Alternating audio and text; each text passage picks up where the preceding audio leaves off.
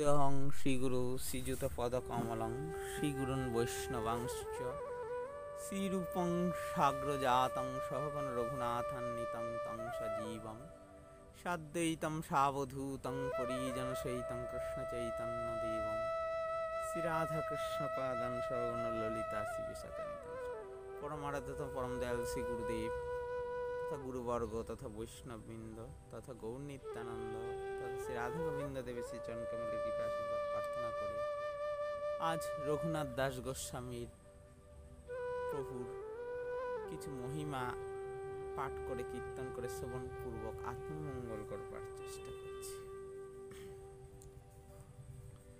পূর্বে শান্তিপুরে রঘুনাথ যবে আইলা, মহাপ্রভু কৃপা করি তারে শিখাইলা। যখন মহাপ্রভু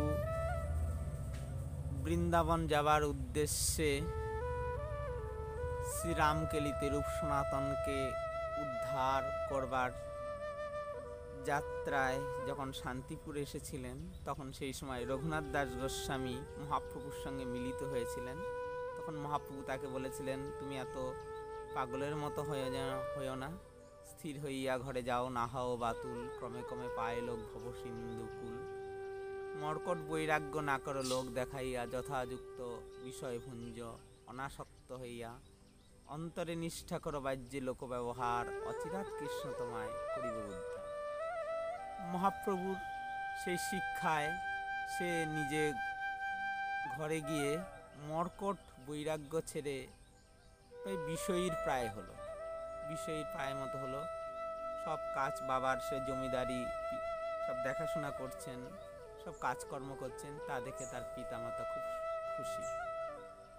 ভিতরে বৈরাগ্য, বাহিরে করে সর্বকর্ম, দেখিয়া তো মাতা পিতা আনন্দিত মন। ভিতরে বৈরাগ্য মানে বিরাগ, রাগহীন, মানে রাগ মানে এখানে ভালোবাসা, বিষয়ের প্রতি বিরাগ, টাকা পয়সা স্ত্রী পুত্র এইসবের প্রতি বিরাগ, অথচ বিষয়ের কাজ তিনি করে যাচ্ছেন, করতে ইচ্ছা নাই অথচ করে যাচ্ছেন। এই সব কর্ম করছে দেখে তার পিতামাতা খুব আনন্দিত হলেন। মথুরা হইতে প্রভু আইলা, বার্তা যবে পাইলা, প্রভু পাশ চলিবারে উদ্যোগ করিলা। যখন প্রভু বৃন্দাবন দর্শন করে যখন নীলাচল পুরীতে শ্রী জগন্নাথ ধামে ফিরে আসলেন, তখন যে প্রভুর কাছে ফিরে যাওয়ার জন্য তিনি প্রভুর কাছে যাওয়া আকুল হলেন। প্রভু বলেছিলেন যে আমি যখন বৃন্দাবন থেকে আসব তখন তুমি কোনো ছলে আমার কাছে আসবে। তো সেই সময়কার ঘটনা। তো এর আগে কি হয়েছিল, হেনকালে মুলুকের এক ম্লেচ্ছ অধিকারী সপ্তগ্রাম মুলুকের সে হয় চৌধুরী। সেই সময় এক মুসলিম যে চৌধুরী জমিদার, সে ছিলাম সপ্তগ্রামের জমিদারি করত। তার জ্যাঠা হিরণ্যদাস কি করলো, স্থায়ী বন্দোবস্ত করে নবাবকে অধিক পয়সা দিয়ে তার জমিদারিটা তার থেকে ছাড়িয়ে নিজের নামে করে নিল। তখন সেই মুসলিম জমিদার তার অধিকার গেল দেখে সে খুব শোকাকুল হয়ে গেল। সে 12 লক্ষ টাকা রাজাকে কর দিত, আর 8 লক্ষ টাকা নিজের কাছে রাখতো, আর বাৎসরিক আয় ছিল তার 20 লক্ষ টাকা, 20 লক্ষ টাকা। সুতরাং সেই মুসলমান জমিদারের জমিদারি যাওয়ায় সে কিছু না পেয়ে সে দুঃখ করতে লাগলো, শোক করতে লাগলো। তো সে তো জানে সেই মুসলিম জমিদার সেই সপ্তগ্রামে খাজনা আদায় করে কত লাভ হয়, কত খাজনা আদায় হয়, কত নবাবকে দিতে হয়, সে সব কিছুই জানতো। সে জেনে সে তার জমিদারের থেকে যে কত আয় ব্যয় সব হিসাব নিয়ে রঘুনাথের জ্যাঠা পিতা কি করতেন, 8 লক্ষ টাকা নিজের কাছে রাখতেন। হ্যাঁ, 15 লাখ টাকার পরিবর্তে 12 লক্ষ টাকা বাৎসরিক দাখিল করতেন। কিন্তু সে সব জানে, সেই জন্য সে কি করছে, সব গিয়ে সেই নবাবের ঘরে গিয়ে বলে দিল। বলে দিয়ে নবাব তখন লোক পাঠালো। তখন তখন এইদিকে নবাবের লোক যখন পাঠালো, তখন রঘুনাথের বাবা ও জ্যাঠাকে ধরতে যখন নবাবের লোক আসলো, তখন নবাবের ভয়ে সে রঘুনাথের বাবা জ্যাঠা পালিয়ে গেল। তখন কাউকে না পেয়ে এখন রঘুনাথকে সেই মুসলমান জমিদার ও নবাবের লোকযোগ ধরে নিয়ে গেল, বেঁধে রাখছে। প্রতিদিন রঘুনাথে করে ভৎসনা, বাপ জ্যাঠারে আনন্দ হয়ে পাইবে যাতনা। প্রতিদিন সে বেঁধে তাকে যাতনা দিচ্ছে, অত্যাচার করছে। তো বাপ জ্যাঠাকে তাড়াতাড়ি আনো, নাহলে কিন্তু তোমাকে আরো অত্যাচার করা হবে। মারিতে আনয়ে যদি দেখে রঘুনাথে, মন ফিরে যায় তবে না পারে মারিতে। রঘুনাথকে যখন মারতে আসে, রঘুনাথের এত সুন্দর মুখ, এত সুন্দর রূপ, এত সুন্দর দেখতে মহাপুরুষ, সে তা রঘুনাথকে মারতে আসলেও মারতে পারে না। মহাপুরুষের এমন লক্ষণ, মহাপুরুষকে দর্শন করলে কি করলে তাকে আর যে মহাপুরুষের যে প্রভাবে যে ব্যক্তি দর্শন করছে তার চিত্ত মালিনতা কেটে যায়। মহাপুরুষের এমন প্রভাব। তবে অতি যারা পাপিষ্ঠ, খুব কঠিন পাপিষ্ঠ লোক, তাদের অত চিত্ত গলে না। যেমন চুম্বকে লোহা আকর্ষণ করে, চুম্বক লোহাকে আকর্ষণ করে, কিন্তু লোহাতে যদি মূর্ছা পড়ে যায় তাহলে সে চুম্বক সেই লোহাকে আকর্ষণ করতে পারে না, জং ধরে গেল। সেই রকম যখন রামচন্দ্রকে কৈকি দেখেছিল, হ্যাঁ, মন্থরা দেখেছিল, ভগবান কৃষ্ণকে দুর্যোধন দেখেছিল, কিন্তু তাদের মন গলে নাই, কারণ তাদের চিত্তটা পাপে, অতিরিক্ত পাপে একদম আচ্ছন্ন ছিল। তো রঘুনাথকে দেখে সেই ম্লেচ্ছ অধিকারীদের মন গলে যায়, তখন তাকে মারতে গিয়েও মারতে পারে না। বিশেষত কায়স্থে বুদ্ধে অতি ভয় পায়, এরা কায়স্থ জাতি, মুখে খালি বকা তর্জগর্জ করে বকা দিচ্ছে। তখন রঘুনাথ কিছু উপায় চিন্তা করলেন। সে মিনতি করে সেই ম্লেচ্ছ যবনের পায়ে বলতে লাগলেন যে আমার পিতা জ্যাঠা তোমার দুই ভাই হয়, ভাইতে ভাইতে তোমরা কখনো কলহ করো, আবার কখনো মিলে যাও, হ্যাঁ,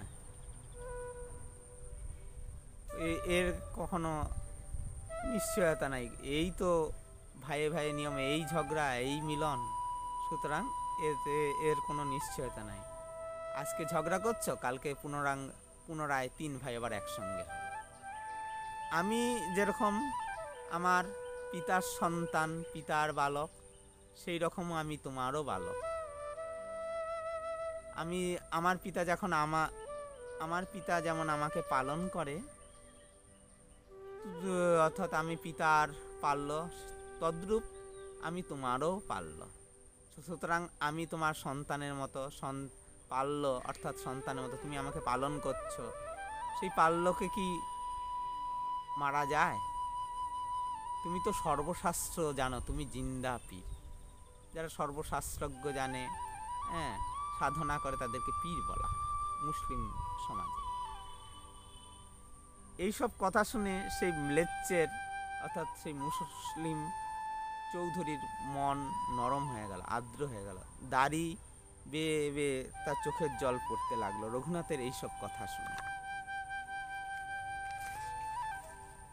ম্লেচ্ছ বলে, আজি হইতে তুমি মোর পুত্র, আজি ছাড়াইমু তোমা করি এক সূত্র। ম্লেচ্ছ বলছেন, আজ থেকে তুমি আমার ছেলে, তোমাকে আজকে ছাড়িয়ে দেব নবাবের হাত থেকে।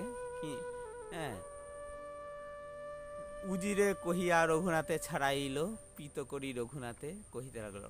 নবাবের কর্মচারীর কাছ থেকে রঘুনাথকে ছাড়িয়ে দিল, বুঝিয়ে দিল যে না, রঘুনাথের পিতা জ্যাঠা আরো কিছু দেবে কর, সুতরাং আপনি একে ছেড়ে দেন, আমরা একটা মীমাংসা করে নেব, বিচার সালিশে বসে একটা মিটমাট করে নেব, ছেড়ে দেন। তখন রঘুনাথকে তারা ছেড়ে দিল। তখন রঘুনাথকে ছাড়িয়ে দেওয়ার পর সেই আগেকার মুসলমান জমিদার রঘুনাথকে পিত করে, মানে খুব আদর করে বলতে লাগলো, বলছে তোমার জ্যাঠা নির্বুদ্ধি, হ্যাঁ, তার সে 8 লক্ষ টাকা, হ্যাঁ, সে লাভ করে, 8 লক্ষ টাকা খায়, আমি ভাগি, আমি তো আগে আমার এই জমিদারি ছিল, সুতরাং আমাকে তো কিছু দিতে হয়, আমার জমিদারিটা তো তারা নিয়ে নিল তোমার বাবা জ্যাঠা, সুতরাং আমাকে কিছু দিতে হয়। যাও তুমি তোমার বাবা জ্যাঠার সঙ্গে আমার সাক্ষাৎকার করাও এবং একটা মীমাংসা করো যেটা আমাকে যেন কিছু দেয়। তো তোমাকে এই দায়িত্ব দিলাম, তুমি যা ভালো বোঝো তাই করো। তবে রঘুনাথ কি করলেন, তার জ্যাঠাকে মিলালো, ম্লেচ্ছের সহিত কোনো একটা টাকা পয়সা নিয়ে চুক্তি করলো যে কিছু তাকে দেওয়া হবে সেই আগেকার জমিদারকে, তারপরে সব শান্ত হলো। এইভাবে রঘুনাথের 1 বছর কাল কেটে গেল। দ্বিতীয় বছরে রঘুনাথ মহাপ্রভুর কাছে নীলাচল পুরীতে যাওয়ার জন্য পাগল হয়ে গেলেন। রাত্রেবেলা মানে উঠে মানে ভোর রাত্রে উঠে একলা যখন পালিয়ে চলে গেলেন, তখন দূর থেকে যতটা পথ চলে গেছে সেই তার পিতাকে কোনো দূর থেকে লোকজন দিয়ে তাকে ধরে নিয়ে আসলেন। এই মতো বারবার পালায়, তার পিতা তাকে ধরে আনে লোকজন দ্বারা। তখনকার দিনে তো আর ট্রেন, বাস এসব কিছু ছিল না, হাঁটা পথই ছিল সম্বল, সুতরাং কত হেঁটে আর কত দূর যাবে, লোকজনদের দ্বারা ঘোড়ায় চড়িয়ে বা দ্রুত তাকে ধরে নিয়ে আসত। এই মতে বারে বারে পলায়, ধরিয়ে আনে, তার মাতা কহে তার পিতা শোনে। এই মতো বারবার পালাচ্ছে, ধরে আনছে, তার মাতা তার বাবাকে বলছেন, পুত্র বাতুল হইল রাখো বান্ধিয়া, তার পিতা কহে তার নির্বিন্ন হইয়া। তার পুত্র বাতুল হলো, তার মা বলছে ছেলেটা পাগল হয়ে গেছে, একে বেঁধে রাখো। তখন তার পিতা নির্বিন্ন হয়ে, বিষণ্ণ হয়ে তার মাকে বলতে লাগলো, বলছে ইন্দ্রসম ঐশ্বর্য স্ত্রী অপ্সরা সম, এইসব বান্ধিতে নারী লেখো যার মন, দড়ির বন্ধনে তারে রাখিবা কেমতে, জন্মদাতা পিতা নারে পারব্ধ খণ্ডাইতে। বলছেন ইন্দ্রসম ঐশ্বর্য, স্বর্গের রাজা ইন্দ্র, তা বলছে তার ঐশ্বর্য, বিষয় আশয় সেই ইন্দ্রের মতো বিষয় আশয় তার আছে, আমাদের আছে। স্ত্রী অপ্সরা সম, অপ্সরা কাকে বলে? স্বর্গের যারা নর্তকী, যারা নৃত্য করে, স্বর্গের নৃত্যকে যেসব দেবীরা, তাদেরকে বলা হয় অপ্সরা। বলছে ইন্দ্রসম ঐশ্বর্য স্ত্রী অপ্সরা সম, এইসব বান্ধিতে নারী লেখো যার মন। এইসব দ্বারা যার মন বাঁধা গেল না, তাকে কিভাবে দড়ির বান্ধনে তাকে রাখবে, দড়ি দিয়ে তাকে কিভাবে বেঁধে রাখবে? জন্মদাতা পিতা নারে পারব্ধ খণ্ডে, যে পারব্ধ কর্মফল, পূর্বজন্মের যে কর্মফল, একে বলা হয় যেগুলি ফলমুখী হয়েছে, তাদেরকে পারব্ধ কর্ম বলে। বলছে সেই পারব্ধ কর্মফল কিভাবে খণ্ডন করবে? চৈতন্য চন্দ্রের কৃপা হইয়াছে ইয়ারে, চৈতন্য চন্দ্রের বাতুল কে রাখিতে পারে। এখানে মহাপ্রভু, চৈতন্য মহাপ্রভুর কৃপা আশীর্বাদ তার প্রতি পড়েছে, সুতরাং ভগবানের সেই যে পাগল, তাকে কেউ কি রাখতে পারে? তারপরে এই কথা যখন তার পিতা তার মাকে বলল, তার কিছুদিন পর তবে রঘুনাথ মনে মনে চিন্তা করতে লাগলো। তখন চিন্তা করে তার পিতার থেকে অনুমতি নিয়ে পরের দিন নিত্যানন্দ গোসাইয়ের কাছে চলে গেলেন। যেখানে নিত্যানন্দ প্রভু ছিলেন সেই সময় তিনি সেখানে ছিলেন, সেটা হলো পানিহাটিতে। পানিহাটিটা কোথায়? হাওড়া কাটোয়া লাইন বা ব্যান্ডেল লাইনের যে কোন্নগর স্টেশন আছে, সেখান দিয়ে গঙ্গা পাড়িয়ে যাওয়া যায় না, শিয়ালদা কৃষ্ণনগর রানাঘাট লাইনে সোদপুর স্টেশন দিয়ে সেই পানিহাটি গ্রামে যায়। সেখানে রাঘব পণ্ডিতের সিপাট, গঙ্গার তীরে সেই এক বৃক্ষর মূলে নিত্যানন্দ প্রভু এক পিণ্ডার উপরে, চবুতারার উপর বসে আছেন, ভক্তদের সঙ্গে হরিকথা পরিবেশন করছেন, হরিকথা বলছেন, কৃষ্ণ কথা কীর্তন করছেন। এমন সময় রঘুনাথ দাস গোস্বামী কি করলেন, তার লোকজন নিয়ে সেই নিত্যানন্দ প্রভুকে দূর থেকে দণ্ডবত প্রণাম করলেন।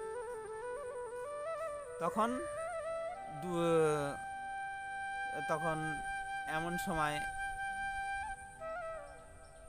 বহু ভক্ত বেষ্টিত হয়ে নিত্যানন্দ প্রভু যখন হরিকথা বলছিলেন, তখন রঘুনাথ দণ্ডবত করার পর তখন নিত্যানন্দ প্রভুর সেবক নিত্যানন্দকে প্রভুকে বলছেন, রঘুনাথ আপনাকে দণ্ডবত প্রণাম করছে।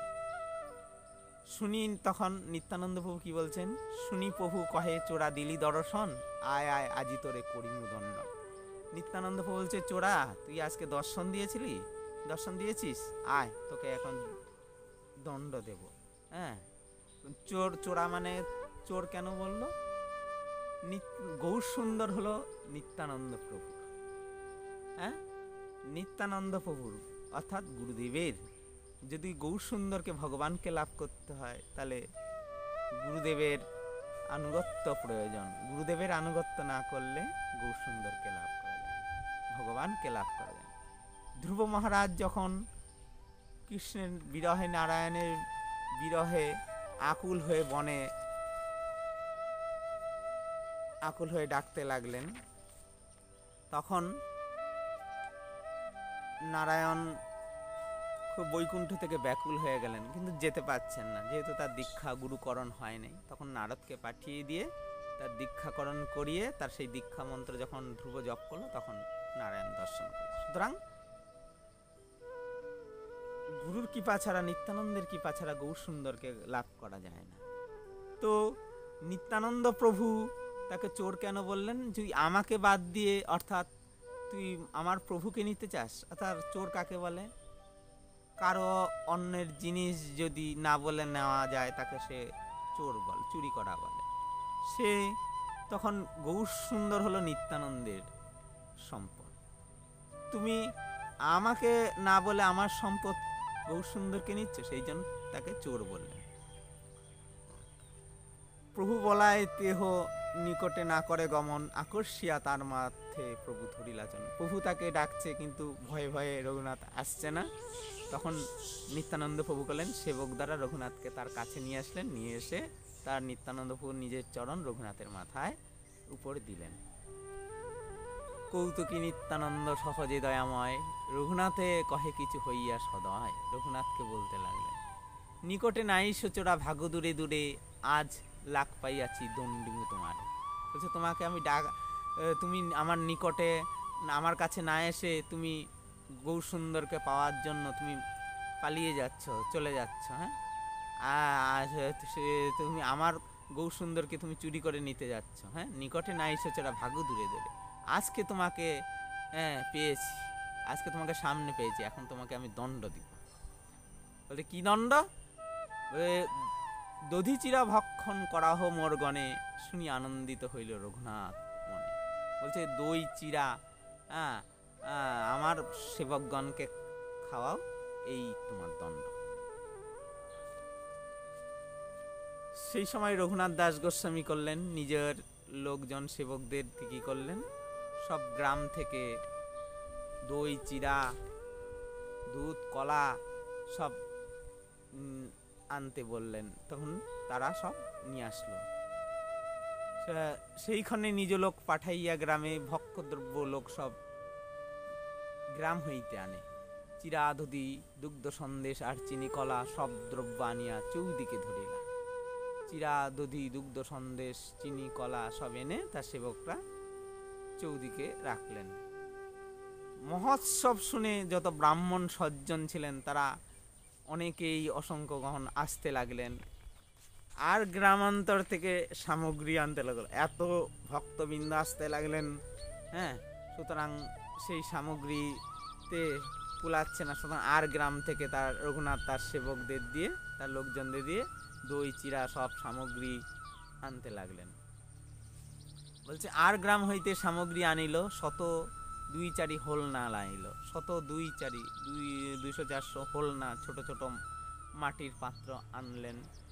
বড় বড় মৃৎকুণ্ডিকা আনাইল 5-7, এক বিপ্র প্রভু লাগি চিরা ভিজায় তাতে। বড় বড় মাটির যে বড় বড় পাত্র নাদার মতো সেই মাটির কুণ্ড সব বড় বড় 5-7টা নিয়ে আসলেন।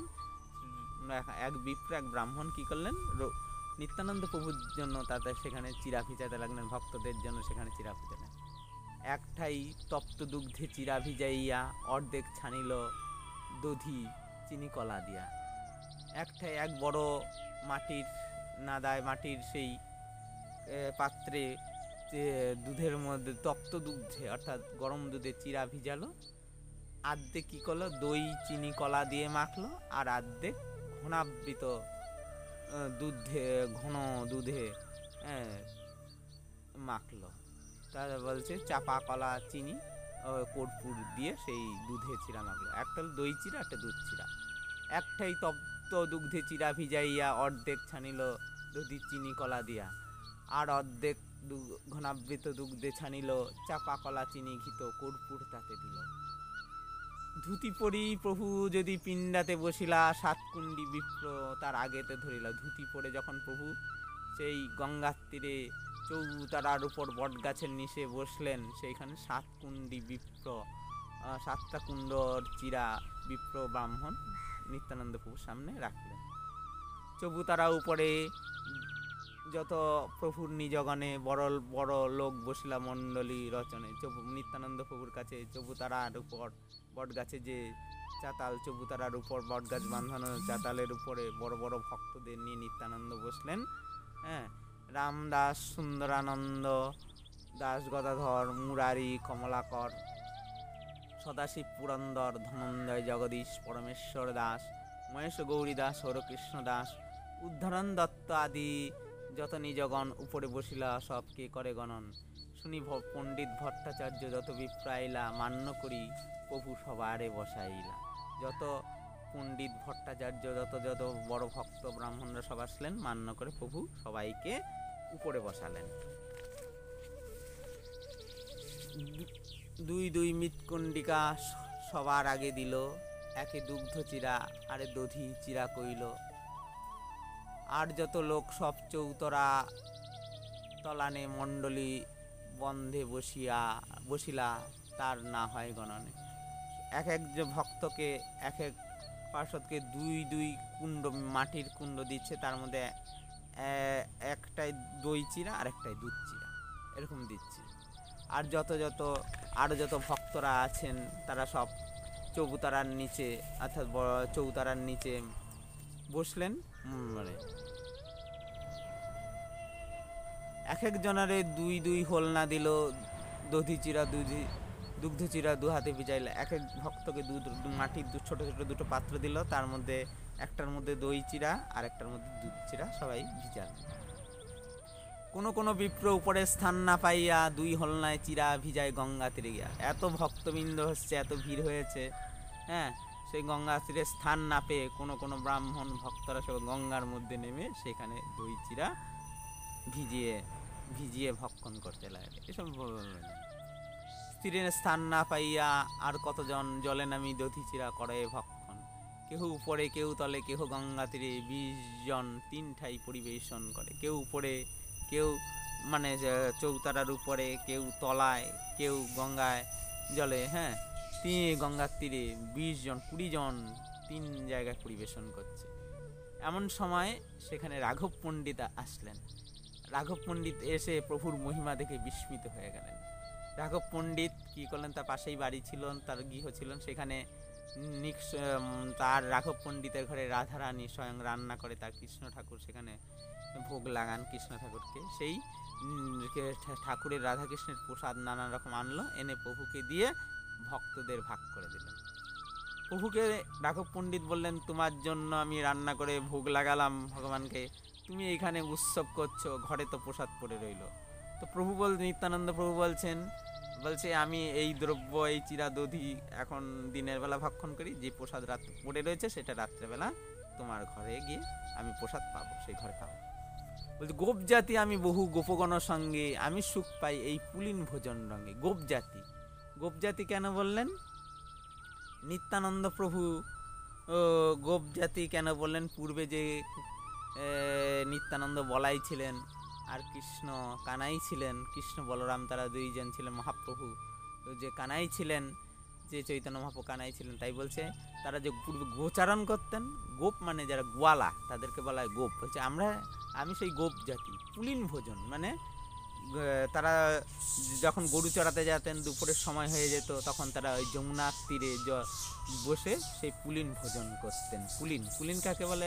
নদীর তীরে, যে যমুনা নদীর তীর তট, সেটাকে বললেন পুলিন ভোজন, ব্যাঙ্ক অফ রিভার, সেই তট, সেখানে তিনি পুলিন ভোজন করতেন। সেই স্মৃতি তার মনে পড়লো, বলছে আজকে অনেক দিন আমি পুলিন ভোজন করিনি, এখানে আমি ভক্তদের নিয়ে পুলিন ভোজন করব, রাত্রেবেলা তোমার গৃহে প্রসাদ পাবো। এই বলে রাঘবকে, পণ্ডিতকে 2 কুণ্ডি দেওয়ালো, রাঘব দ্বিবিধ চিরা তাতে ভিজালো। সকল লোকের চিরা পূর্ণ যাবে হইল ধ্যানে, তবে প্রভু মহাপ্রভুরে আনিল। সকল লোককে যখন পরিবেশন হয়ে গেল, চিরা, দই চিরা, দুধ চিরা দেওয়া হলো, তখন ধ্যান করে নিত্যানন্দ প্রভু কোথায় বসে আছেন? সোদপুরের পানিহাটিতে। আর গৌরসুন্দর চৈতন্য মহাপ্রভু কোথায় আছেন? পুরী শ্রীক্ষেত্র নীলাচলে। তখন নিত্যানন্দ প্রভু এখানে ধ্যান করে সেইখান থেকে সশরীরে গৌরসুন্দরকে সেই নীলাচল থেকে একদম এইখানে পানিহাটিতে নিয়ে আসলেন ধ্যানের দ্বারা। নিয়ে এসে মহাপ্রভু যখন সেখানে আবির্ভাব হলেন সেই জায়গায় পানিহাটিতে, তখন মহাপ্রভুকে দেখে নিত্যানন্দ প্রভু উঠলেন। হ্যাঁ, তার দুই ভাই সবাইয়ের সেই দই চিরা উৎসব দেখতে লাগলেন ঘুরে ঘুরে। সবার কুণ্ডির হোলনার চিরার এক এক গ্রাস মহাপ্রভুর মুখে দেন করিয়া। সবার মাটির পাত্র থেকে, মাটির হোলনা থেকে এক এক গ্রাস করে দই চিরা, দুধ চিরা মহাপ্রভুর মুখে দিচ্ছেন নিত্যানন্দ প্রভু। সবার ভক্তদের থেকে মহাপ্রভুর মুখে দেন পরিহাস করে। হাসি মহাপ্রভু কৌতুক করে দিচ্ছেন। হাসি মহাপ্রভু আর এক গ্রাস লইয়া তার মুখে খাওয়ায়, হাসি আসে। মহাপ্রভু আর এক গ্রাস করে নিয়ে নিত্যানন্দ প্রভু মুখে দিচ্ছেন সব ভক্তদের। এই মতো নিতাই বলে সকল মণ্ডলে দান্ডাইয়া রঙ্গ দেখে বৈষ্ণব সকল। এই মতো নিত্যানন্দ প্রভু মহাপ্রভুকে নিয়ে ঘুরছেন। কেউ কোনো ভক্ত গৌর সুন্দর মহাপ্রভুকে দেখতে পাচ্ছেন, আবার কোনো ভক্ত শুধু নিত্যানন্দ প্রভুকে দেখছেন। সব রঙ্গ দেখছেন ভক্তরা। কি করিয়া বেড়ায় কেহ নাই জানে, মহাপ্রভুর দর্শন পায় কোনো ভাগ্যবানে। তবে হাসি নিত্যানন্দ বসিলা আসনে, 4 কুণ্ডি আরো আচিরা রাখিলা ডাইনে। আসন দিয়া মহাপ্রভু তাহা বসাইল, 2 ভাই তবে চিরা খাইতে লাগিল। দেখি নিত্যানন্দ প্রভু আনন্দিত হইলা, কত ভাবাবেশে প্রকাশ করিলা। আজ্ঞা দিয়া হরি হরি হরি বলি করহ ভোজন, হরি হরিধ্বনি উঠি ভরিল ভুবন। তখন মহাপ্রভু নিত্যানন্দ প্রভু নিজের জায়গায় আসন গ্রহণ করলেন, সবাইকে আজ্ঞা দিলেন তোমরা ভোজন করো। হরি বলে বললো তোমরা ভোজন করো। মহাপ্রসাদের বন্দনা দিয়ে, জয় বন্দনা দিয়ে ভোজন করতে বললেন। হরি হরি বলি বৈষ্ণব করয়ে ভোজন, পুলিন ভোজন সবার হইল স্মরণ। নিত্যানন্দ মহাপ্রভু কৃপালু উদার, রঘুনাথের ভাগ্যে এত অঙ্গীকার। নিত্যানন্দ প্রভাব কৃপা জানিবে কোনজন, মহাপ্রভু আনি করে পুলিন ভোজন। শ্রীরামদাস আদি গোপ প্রেমাবিষ্ট হইয়া, গঙ্গা তীরে পুলিন জ্ঞান কইলা। গঙ্গা তীরে যমুনা পুলিন জ্ঞান কইলা। সেই রামদাস আদি গোপ প্রেমে আবিষ্ট হয়ে সে গঙ্গা তীরে যমুনা ভেবে সব ভোজন করতে লাগলেন। মহোৎসব শুনি পশারি নানা গ্রাম হইতে, দধি চিরা দধি সন্দেশ কলা আনিল বেচি। মহোৎসব শুনে যারা দোকানদাররা নানান গ্রাম হতে দই চিরা সন্দেশ কলা বেচতে আনলো। তখন রঘুনাথ দাস গোস্বামী কি করলেন? সবার থেকে, সেই দোকানদারদের থেকে সব কিনে নিয়ে আবার তাদেরকেই খাওয়াচ্ছে। কৌতুক দেখতে যতজন আসলো তারাও সেই চিরা দধি খেতে লাগলো। ভোজন করি নিত্যানন্দ আচমন কইলা, 4 কুণ্ডি অবশেষ রঘুনাথে দিলা। আর 3 কুণ্ডিকা অবশেষ ছিল, গাছে গাছ করি বিপ্র সব ভক্তি দিল। পুষ্পমালা বিপ্র আনি প্রভু গলে দিল, চন্দন আনিয়া প্রভু সর্বাঙ্গে পড়াইল। তারপরে ভোজন করি নিত্যানন্দ যখন আচমন করলেন, মুখ ধুলেন, যখন নিত্যানন্দ প্রভু গৌর সুন্দরের যে অবশেষ যে 4 কুণ্ড ছিল সেগুলো রঘুনাথকে সেবক এনে দিল। নিত্যানন্দ প্রভু সেবক এনে পুষ্পমালা ফুলের মালা এনে বিপ্র এক ব্রাহ্মণ প্রভু নিত্যানন্দ প্রভু মহাপ্রভুর গলায় দিল, তো নিত্যানন্দ প্রভুর গলায় দিলেন, চন্দন আনিয়া প্রভু সর্বাঙ্গে লেপিল। সেবক তাম্বুল লইয়া করে সমর্পণ, সেবক আরেক সেবক এনে প্রভুকে পান দিলেন, হাসিয়া হাসিয়া প্রভু করেন চর্বণ। মালা চন্দন তাম্বুল যে শেষ যে আছিল শ্রীহস্তে প্রভু তার সবাকে বাটি দিল। আনন্দিত রঘুনাথ প্রভুর শেষ পাইয়া আপনার গণসহ খাইল বাটিয়া। এই তো কহিল নিত্যানন্দের বিহার, চিরাদদি মহোৎসব নামে খ্যাতি যার। বঞ্ছা কল্পতরুভস্য কৃপা সিন্ধু গৃহে বচ পতিতানাং পাবনেভ্যো বৈষ্ণবেভ্যো নমো নমঃ।